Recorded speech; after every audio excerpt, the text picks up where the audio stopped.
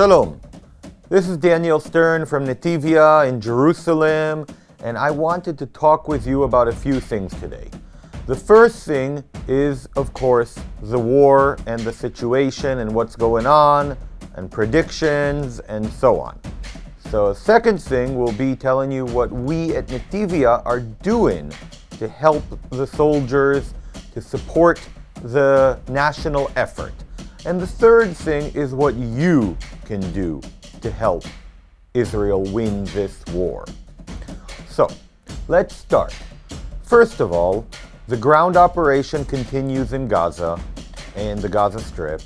Right now, the IDF has split the Gaza Strip into two parts. Down the middle, northern Gaza is nearly completely evacuated of civilians, which of course allows the army to operate more freely with less collateral damage, even though the Hamas did its best to encourage and coerce the non-combatants to stay in the north to serve as human shields, and even so far as to shoot at them and kill them when they tried to leave.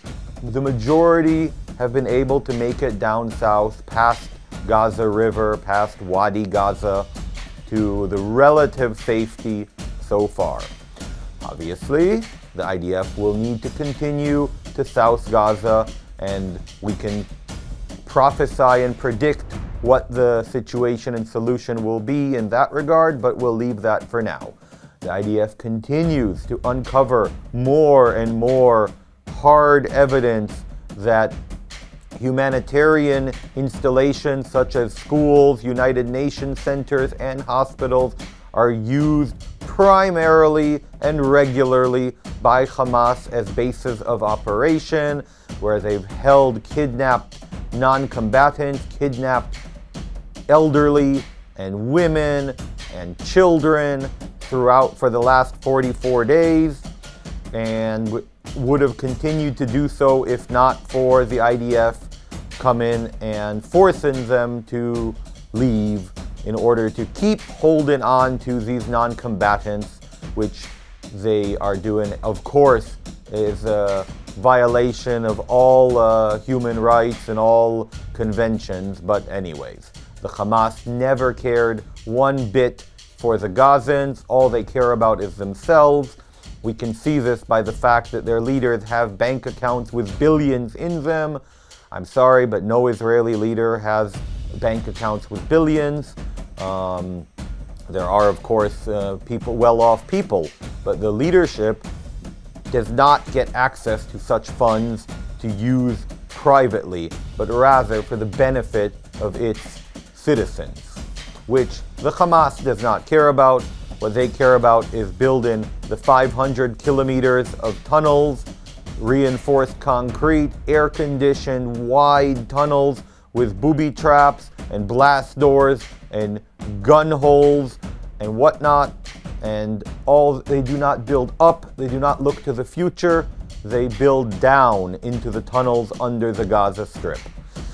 Unfortunately, it's been that way for quite a while, and the Palestinian Authority is no different. They too are incredibly corrupt and keep the funds in offshore bank accounts and do not use it to help their citizens. Of course, additionally, they also indoctrinate and brainwash their young and their citizens in order to blame everything on Israel, hate Israel, and be the eternal victims, which are not thinking about how to better their lives, but rather how to stay in squalor so that the leaders can keep expanding their ever-growing bank accounts with the funds that are provided by the world, by the Americans and the Qatari and the United Nations and the European Union. The Palestinian people, as an ethnic people, have received more funds than any other people in the world. And unfortunately, it is all wasted and not going to the people. The Hamas regularly robs the hospitals and the United Nations of anything that they can use in their war effort. Once again, This is not a symmetrical battle between two sides, but is an asymmetrical battle between good and evil. No one told the British, who lost 60,000 people, that they are evil because the Germans lost 2 million. There was a clear distinction between good and evil in World War II, and there is such a distinction today. On the northern front, the situation between the Hezbollah and Israel, between Lebanon and Israel, because it's not fair to exclude Lebanon's responsibility for what happens within its borders. Lebanon has an army, and Lebanon, despite being a very damaged country, should do its best to control what happens from within its borders. Nevertheless, the Hezbollah militants are scaling up their activities. Over 76 were killed at last count from the beginning of the war, and they too have caused casualties to our side, to the Israeli side. Yesterday was a day with more violence and more missile attacks than previously. We will see how that develops.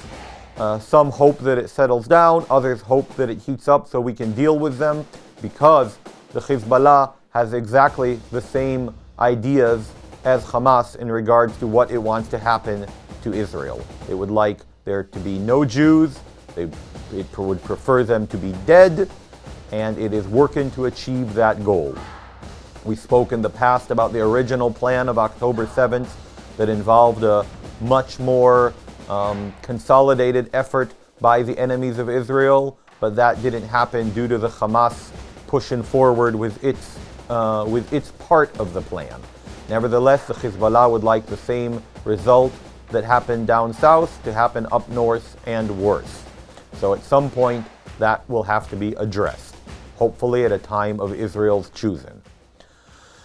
Nevertheless, we at Netivyah are doing our best to support the soldiers. We are collecting funds and spending funds on critical gear for the troops. One might ask why the Israeli army, which is considered to be the strongest army in the Middle East and one of the top 10 strongest armies in the world, was not better prepared for this situation. And the answer is, this is the largest recruitment of reserve soldiers in the country's history. The stand-in army is 160,000 troops, of which about half are combat troops, and we just recruited 360,000 troops, the majority of them combat troops. That is a strain on the logistics, a strain on the supplies, and consequently the country mobilized, and it's been a joy and a privilege to watch the mobilization. Of course, the circumstances are terrible, but the mobilization and the attitude of the country and the unification of the country are a joy to watch. We've been collecting funds and purchasing critical gear such as kevlar vests and drones and gloves and battery packs and leathermen and bandages and watches and everything that the soldiers are needing. We're doing our best to get for them. But there's still a great need. Every single day since the war started, I have been contacted by units in the field. Units, their sergeants or their commanders have contacted me personally. They hear word of mouth what we're doing. They hear good things about us, even from multiple sources, and contact me and ask me how they can get on our list, how we can help them, how we can provide for them, because there is a shortage. One of the things that's not as discussed, but one unit asked us for, is a shipping container. And we gladly purchased it for them and provided it for them, and it allows them to have a mobile, safe place where they can collect their gear and reorganize and even sleep at times, and it is extremely useful. So much so that when I mentioned it to another unit, they asked for it as well. And we provided for them a shipping container, And now a third unit has asked me for 2 more shipping containers. One wouldn't think of it necessarily as something needed for war, but that's just an example of the many things that we're providing. Another of our efforts is going towards preparing meals for troops and driving the meals to the troops. We have wonderful volunteers from Korea, sisters and brothers in the Lord, that are here in Israel, and they are using our kitchens here to cook meals for the troops. Last Friday, I and 5 other people went down to a base in the south, very near the border with Gaza, and provided 600 portions of food for the troops there. They were very happy to receive it. We joined them for the Shabbat meal, and I want to tell you that they told me that this meal was by far the best that they've had since the war started. Not only that, but while we were eating, I saw that they gathered up rice that they had served, not the rice that we provided, but previous rice, other rice. They gathered it up and threw it away. And I was told that that rice was spoiled. And then they went on to tell me that there are many contributions and many donations, but that the quality is questionable. That meat comes green and spoiled, that food comes infected. Obviously, it doesn't come from a bad place. It's not someone's intention to hurt our troops. But as I said, the logistics are strained. So we are very happy to provide good, healthy, and delicious meals to the troops. It was a wonderful experience to join them for Kabbalat Shabbat. They did the prayers. They taught a teaching from the Bible. One of the sergeants stood up on the table and explained exactly where the meal came from and who brought it, so that everyone would know, as well as those who chose not to eat it for kashrut reasons, even though it was all kosher, would be aware of it. It was a wonderful experience. We blew some shofars for them, played the harp. They enjoyed that. Very blessed time, and we were glad to do it. And now, you might ask what the purpose of this video is. Well, I wanted to tell you that despite the generosity and despite the funds that have come in, I am at a point, Daniel, am at a point where I have to decide how to spend the remaining funds. Do we use it for Kevlar vests? Do we use it for knee pads? Do we use it for handles for guns?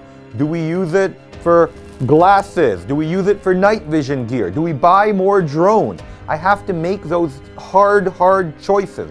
Which unit do we help? Do we help the Golani Brigade? Do we help the Givati Brigade? I need to make that decision because the funds that are coming in are slowing down. I'm ashamed to ask, but at a time like this, there's no choice. We need more funds to get more gear for the troops. Winter is coming, words of House Stark.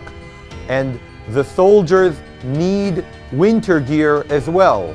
We're getting a lot of requests for heavy jackets, for fleeces, for sweatshirts, for radiators, for winter gear. And that is something that is also necessary for the war to continue. So I need you to share this video with your friends, to pray about the situation, to pray protection on the troops. Every day, another soldier or 2 or 3 are added to the list of the fallen. Yes, the IDF is doing a good job, but we are also losing troops because we are doing our best, our very best, and more than any other army in the world ever did in urban warfare. We are doing our best to limit collateral damage. But the result is that our soldiers fall. And I need you to help me gear up the troops so that we have less casualties. Pray, share, and stand with Israel. From Jerusalem, this is Daniel Stern. God bless you all.